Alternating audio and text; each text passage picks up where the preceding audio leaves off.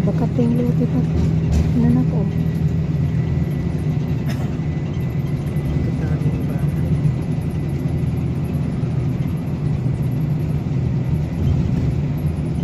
Nakikita ko lang to sa ano, sa isang vlogger din. Yeah. Gano siya. Araw-araw yung ano niya. Ngayon ako na nagano. Mga ano yan dyan, mga squatter area. Hindi yan squatter na. Nandun sa kanila. Yung bahay din yan.